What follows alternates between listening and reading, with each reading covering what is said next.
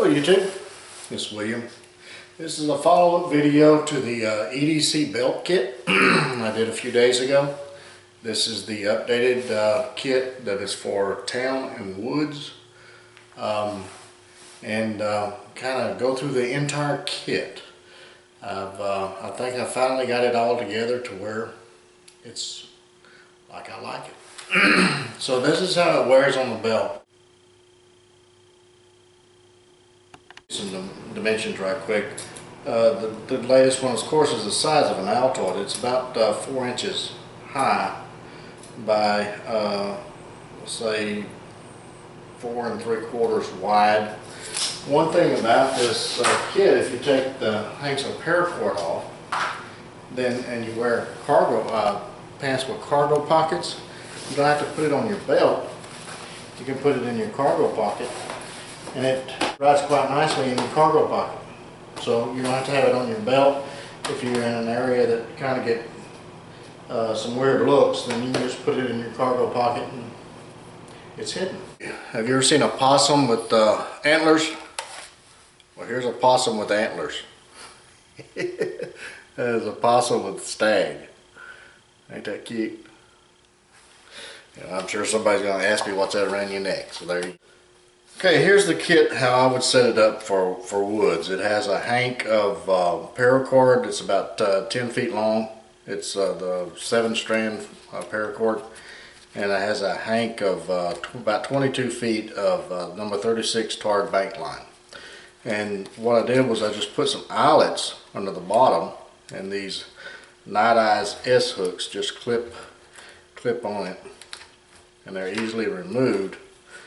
So if you're not in the woods and you don't need this part of it, you can just remove it. I've also added a compass, a little small button compass, so that while you have it on your belt, you can just flip it up and use the compass for general direction. Basically what I did was just take a button compass and epoxied it to a piece of Kydex and use some eyelets and eye rivets and attach it to the flap. Okay, now here's a ferrule rod, but you can also, if you didn't want to use the ferrule rod and just have a ferrule rod inside the kit and want to use this primarily as a town kit, then there you go. It's a town kit now. Just put a pin in there. Who doesn't need a pin all the time? Okay, so now it's a functional town kit. All right. This is a Victronox, and this is the only mini steel that I recommend. This is the Victronox mini sharpening steel. It's not diamond coated, it's steel. It's like a butcher's steel. And you can get these on Amazon or eBay. All you have to do is just do a search for mini steel. Make sure it says Victronox.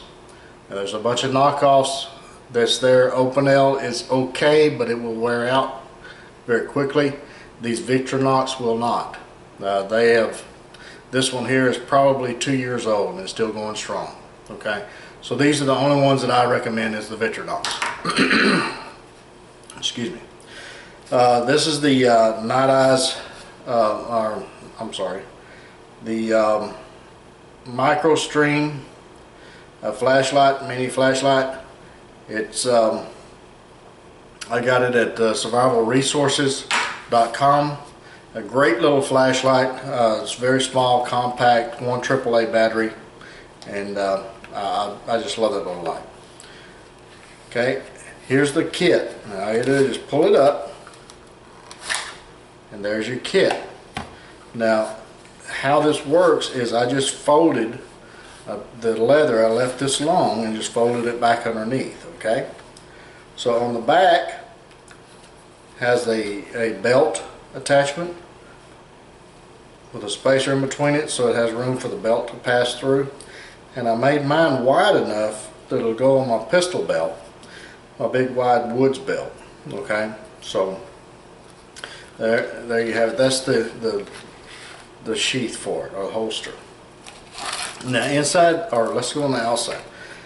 This is the Falcon Even DC 3 diamond side of the stone, okay? Because the DC3 has a diamond side and a ceramic side.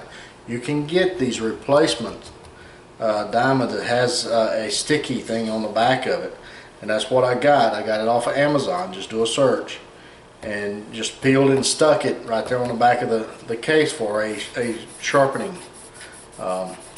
stone right there, okay? So inside the kit I have, of course, a Band-Aid. I have 2 Band-Aids, a little deal of triple antibiotics, a can opener. Now this is the P38, and who doesn't need that? I mean, that's a container right there, because you can find tin cans everywhere, okay? That enables you to have a container, a metal container. Inside this little tube here, and I got this, you can get these tubes at Survival Resources too, but this is a drill bit tube here, is wax impregnated sticks of jute twine, and you just fray the ends of it and run it with a ferro rod, and it will ignite like a match, okay? One day I'll show how that works. But anyway, it works great. Joe Mobley has a great little video on that. I have a Victorinox nail clippers, because I mean, if you ever had a broken nail or hangnail in the woods, that can become very painful, and if it's not taken care of, it can become infected and cause a serious problem. So a set of nail clippers is a very handy item to have, no matter where you are. Of course, I have a mini Bic lighter, another Band-Aid, another compass. Now this is a better compass than this one. So if you're lost, a lot of times you'll start arguing with the compass. So if you have 2 compasses, then it's kind of hard or difficult to argue with 2. A backup battery for my flashlight, a shrill whistle, and this one you can put some stuff in the back, and I just got a piece of cotton Surefire in there, and it just stays in there and stays dry.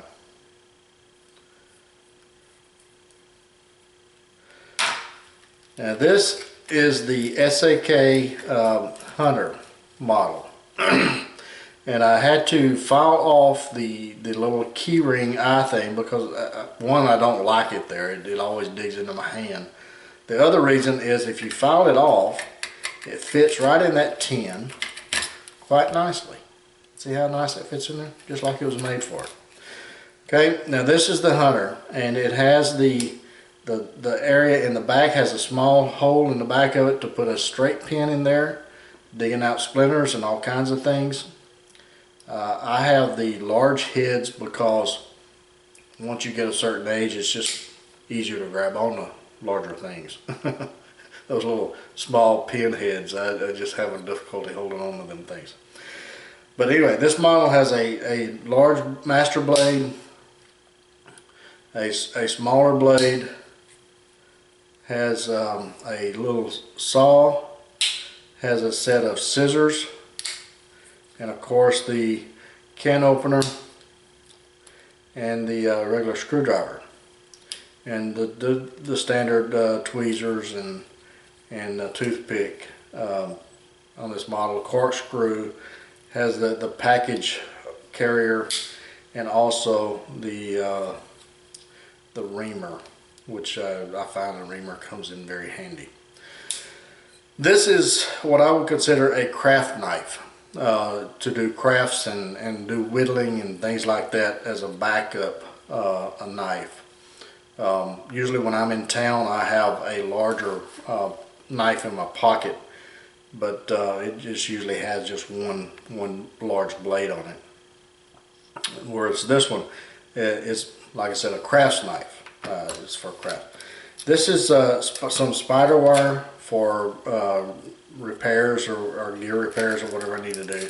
A small sewing kit, and that sewing kit has some needles in it and things like that, and a sail needle for gear repair with the spider wire. So this is my kit. Now when I'm in the woods, this is only just a portion of the kit I have. I still have the survival kit that I carry on the back of my belt that's in many other videos, and that's my shelter, and it also has a more substantial water purification kit. My belt will have a canteen, a titanium canteen on it. So this is in addition to a larger kit that's on my belt when I'm in the woods or in a remote area. Okay. Now if I'm just going out in the boat for a day fishing or whatever, then this is probably the only kit that I'm going to take with me along with the belt knife. Excuse me. But I hope this gives you some ideas for your own kit, because each kit is personal. I did remove the bottom part for the knife, because I found that knife was just too large for this kit for me. Now you may like it, but probably a smaller knife like a Farmer's Victorinox Farmer or something like that that's smaller to fit in there might work. But I find that I like this Huntsman better inside the kit, because I always have a belt knife or a large pocket knife, and this is more of a crafts knife. Okay, so I find that that's better in the kit because I don't need it as much as I do in my pocket. Okay, and I like the deal with the eyelets here, so that I can clip on other things like hanks of cord and things like that, or I can remove it. I mean, it depends on what situation I'm in. But each individual kit is personal. You have to modify it to meet your needs in your area and your season. So I hope that this gives you guys some ideas to personalize your own kits. And unfortunately, I do not have the time to make these. But if you get with Randy Smith at stitchedgear.com, then he can and explain to him what this is. I don't even know if he's had a chance to watch these videos or not. But he is an excellent leather guy. I highly recommend him, and he would be more than happy to make you one of these. All right. So until the next one, you guys get out in the woods, in the backyard, whittle on a stick. Be sure to take plenty of Band-Aids and lots of knives. Take a child with you if you get the opportunity as well. We'll catch you again soon. Bye-bye.